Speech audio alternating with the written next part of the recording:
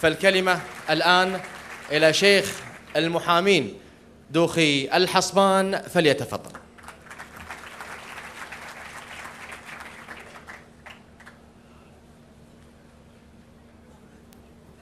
السلام عليكم ورحمة الله، ومساكم الله بالخير جميعا.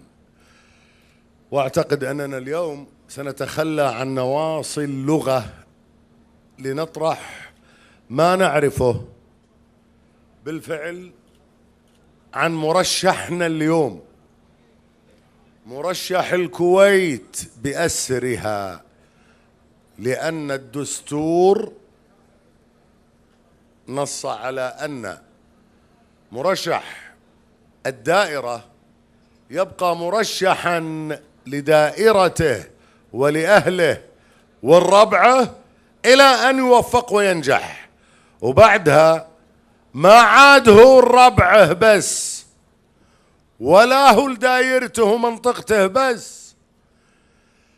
شهادة حق لهذا الرجل عاصرتها كوني متابعا وبدقة للعمل البرلماني، شهادة سأقدم أدلتها وقد فوجئ الآن بأنني سأطرحها.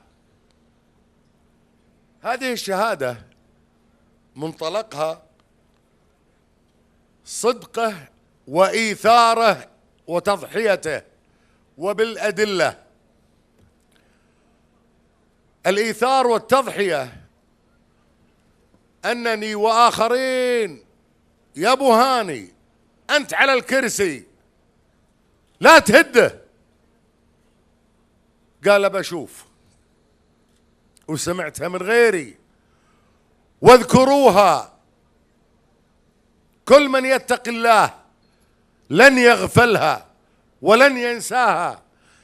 بعد 2008 ما زاحم ربعه ولا غثهم، انكفأ وأفسح المجال، يدري أن المنطقة وبالذات ربعه عيال عطا فيهم قامات، ما داحرهم على الكرسي من 2008 إلى 2016.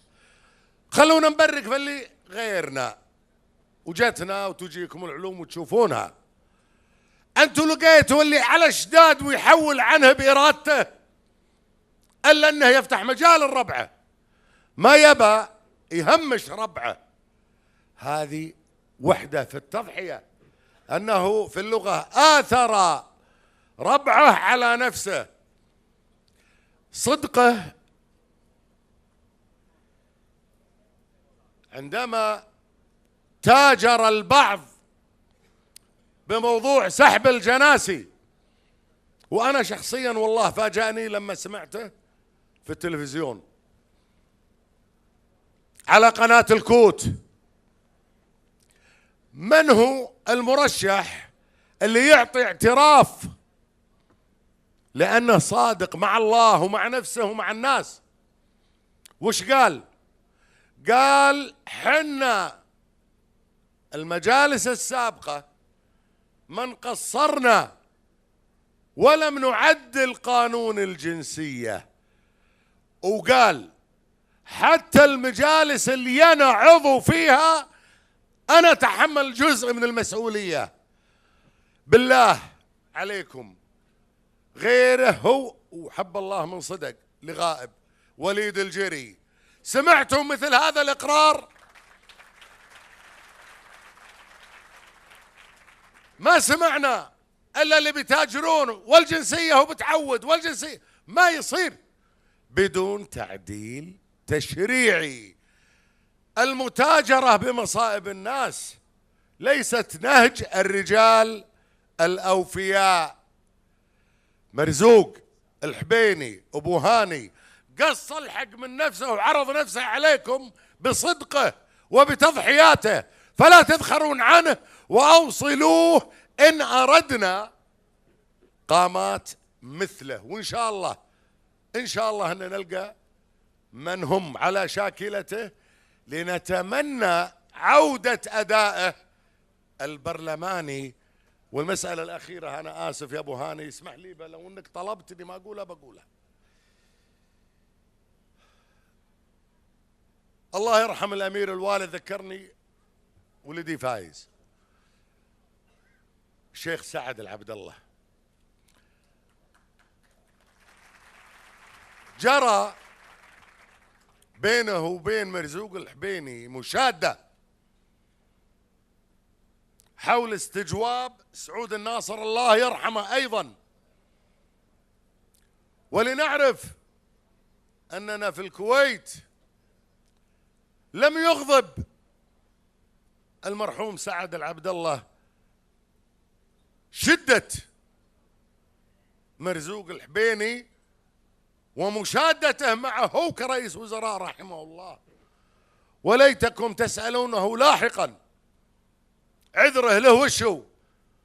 قال أنا ولدك عقب لما صار العتب، لكن في أمانة أنا أمثل شعب دولة الكويت.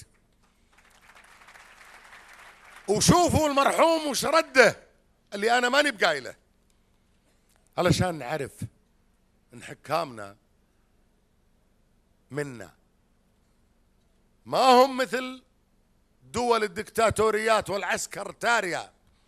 لا صرت بنت معي أعدم دولة مثل اللي يعدم سوريا وشعبها. هكذا كان الأمير الوالد الشيخ سعد العبد الله مع ابن بار من أبناء الكويت هو مرزوق الحبيني، والذي تشاد معه وتناسى أنه ولي عهد ورئيس حكومة، فما كان منه رحمه الله إلا أن تسمح لي ولا بيعلمكم فيها، لأنه قال له أنا ما أمثل نفسي هنا، أنا محمل بأمانة، والأداء البرلماني أنتم خابرين ارجعوا له، وعندي واجد لكن الوقت ضايقني ووراي دكاترة وأنا ترى ماني بدكتور، لو أن ولدي صافط لي لو هو بدافع العنصرية. السلام عليكم.